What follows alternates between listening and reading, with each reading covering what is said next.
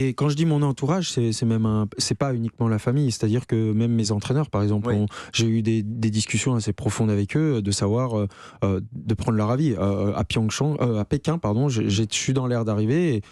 Et je dis même à David Chastan, qui est l'entraîneur en chef, je dis est-ce que ça vaut pas le coup enfin, est-ce que ça vaut pas le coup d'arrêter? Est-ce que vous pouvez me dire franchement si je suis complètement à côté de la plaque, quoi, techniquement, techniquement parlant? Parce qu'il y a toujours technique, physique et psychologique. Donc là, j'étais dans la recherche de savoir qu'est-ce qui clochait, et il était clair que je savais que psychologiquement, il y avait des problèmes, mais je voulais aussi savoir s'il n'y avait pas potentiellement d'autres problèmes que j'avais pas identifiés. Et là, c'est les entraîneurs qui étaient capables de me le dire. Mais quand Lionel aussi disait votre entourage, on pense par exemple à Romane, votre épouse, qui est là d'ailleurs, et vous en parlez longuement dans le livre, hein, vous vous livrez, vous dites au lycée à Albertville, je crois que c'est ça, vous côtoyez, vous savez pas encore que vous êtes fait l'un pour l'autre, elle pense même que vous êtes indifférent. Et aujourd'hui, elle fait vraiment partie, évidemment, de votre entourage très proche, mais elle vous accompagne au quotidien dans votre parcours de sportif.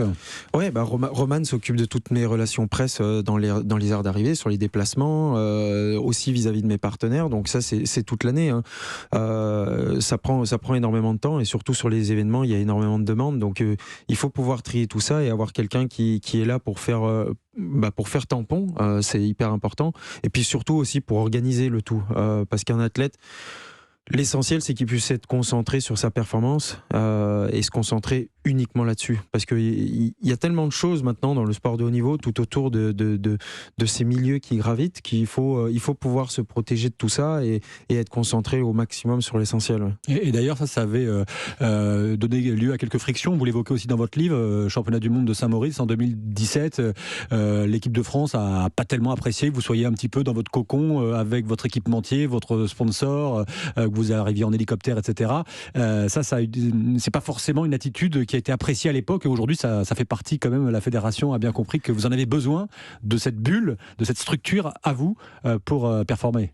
En fait, ils ont très rapidement compris les difficultés qu'il y avait par rapport à mon calendrier de vivre dans un groupe où il y avait que des athlètes qui faisaient une ou deux disciplines maximum. Moi, j'ai toujours été un athlète qui en faisait 3, 4 dans la saison, des disciplines, ce qui fait que je me retrouvais dans des situations où moi je fais le double, donc c'est-à-dire 20 compétitions, voire 30 compétitions par hiver, pendant que d'autres en faisaient à peine 10.